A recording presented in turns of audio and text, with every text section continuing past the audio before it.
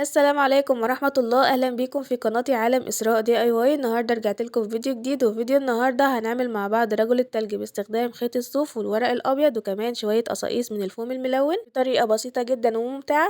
فلو انت أول مرة بتشوفي القناة بتاعتي انزلي حالا اشتركي فيها وفعلي زرار الجرس على علامة الكل عشان يوصلك إشعار مني بكل جديد أنا بقدمه، وكمان لايك حلو زيك على السريع عشان أوريكم خطوة بخطوة ازاي هنصنع رجل التلج بكل سهولة في البيت. ويلا بينا نبتدي. هنحتاج خيط صوف أبيض وفوشيا وشوية من قصاقيس الفوم الملون وشوية ورق من كراسة قديمة ورول مناديل، وكمان هنحتاج المقص وعيون متحركة ومسدس شمع ولزق سولوتيب. خلونا نبدأ. أول حاجة نعملها هي تكوير الورق عشان تدينا شكل الجسم بتاع رجل التلج. هنبدأ نكور الورق، هنكورها بإيدينا كويس لحد ما تبقى متماسكة وتديني كده شكل كورة، ولكل كورة هنحتاج ورقتين. فدي عملت أول كورة كده، هدخلها في الورقة التانية وهبتدي إن أنا أكورها تاني لحد ما تبقى شكل كده كورة متوسطة بالشكل ده. عملت واحدة كمان صغيرة عشان تبقى راس رجل التلج بنفس الطريقة. هبتدي إن أنا أجيب اللزق كده وهبتدي إن أنا ألفها على الورقة عشان تضغط شكل الورقة أكتر وتديني شكل الكورة.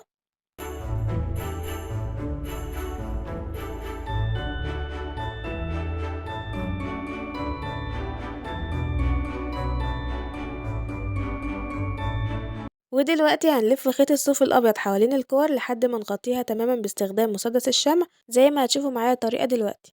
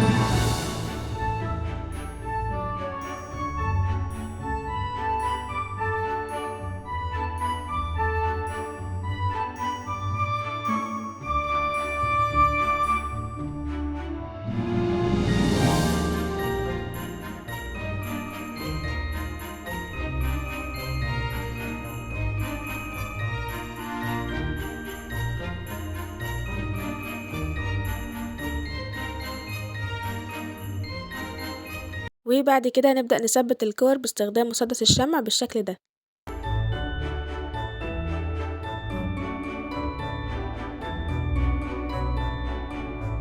وعلشان نعمل الطاقية هنحتاج رول مناديل هنقص منه حلقة صغيرة حوالي 1.5 أو 2 سنتي باستخدام المقص تقريبا في العرض كده عشان تبقى مناسبة لحجم رجل التلج.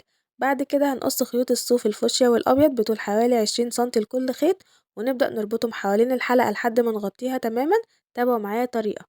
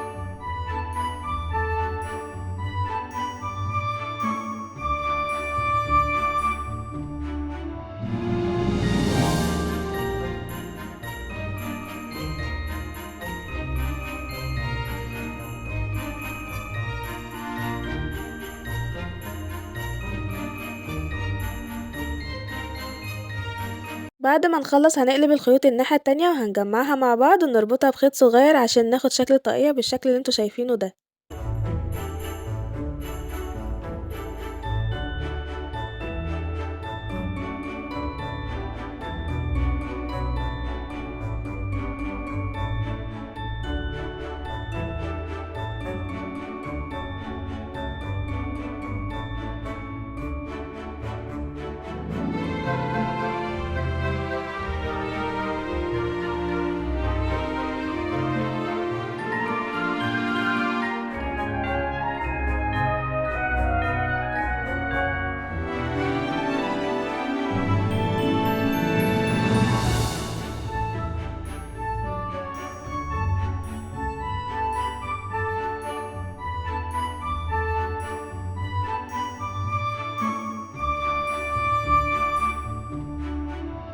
وبعد كده هنجيب المقص وهنقص الأطراف الزيادة اللي موجودة من فوق علشان تدي شكل مرتب أكتر لشكل الطاقية.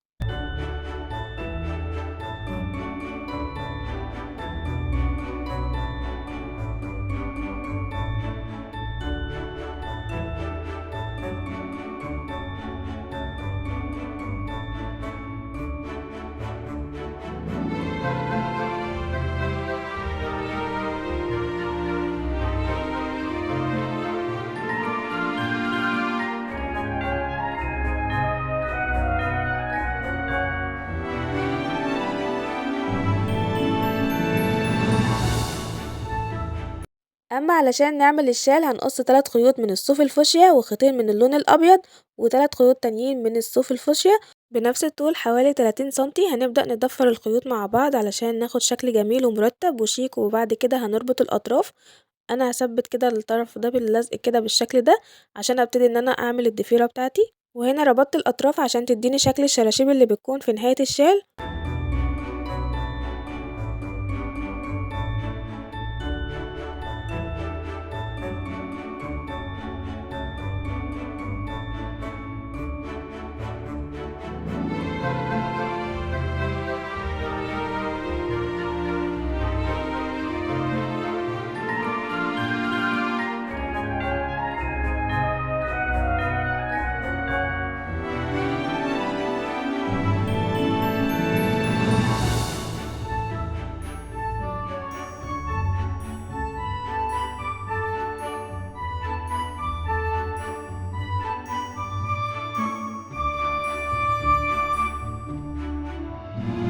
ودلوقتي بعد ما خلصنا الطاقية والشال هنبدأ نثبتهم على رجل التلج. هنحط الطاقية فوق الراس ونثبتها باستخدام مسدس الشمع بالشكل اللي انتوا شايفينه ده، وبعد كده هنلف الشال حوالين الرقبة ونتأكد ان الطول متساوي. بعد كده نلزق الأطراف بالمسدس.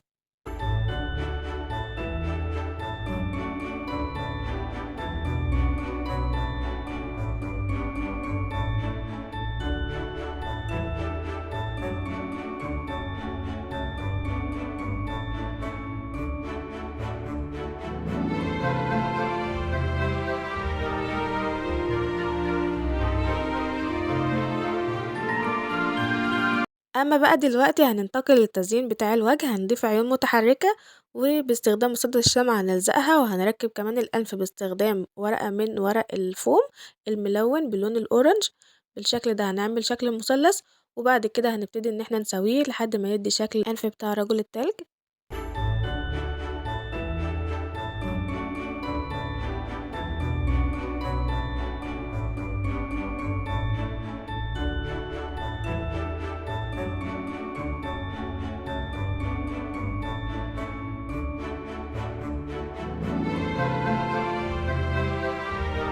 وعلشان نعمل الفم هجيب كده قطعة باللون الأسود من الفوم وهعمل كده شكل الفم، أو بأي قلم باللون الأسود وممكن نعمل الفم عادي.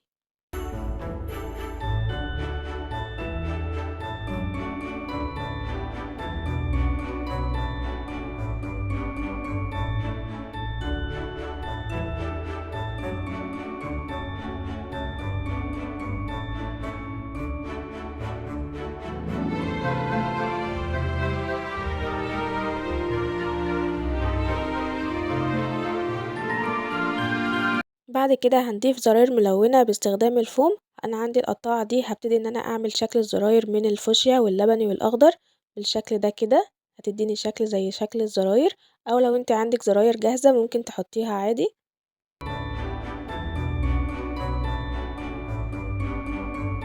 ودلوقتي هجيب قطعة من الفوم باللون الأبيض وهبتدي إن أنا أعمل الدراعات. هبتدي إن أنا أقصها بالنص بالشكل ده، وهبتدي إن أنا أعملها رول بالمسدس الشمع كده، وابتدي إن أنا ألزقها وهغطيها بالصوف الأبيض.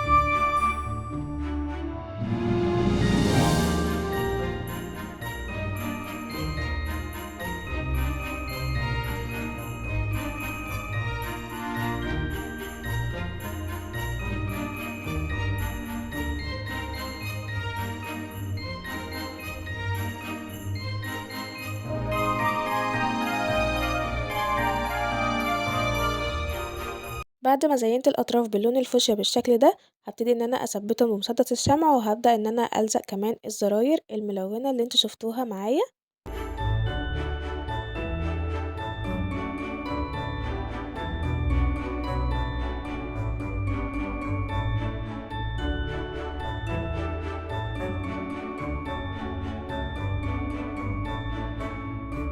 علشان نضيف لمسة شياكة للطاقية هنحط كده نجمة صغيرة بمسدس الشمع ونلزقها بالشكل ده.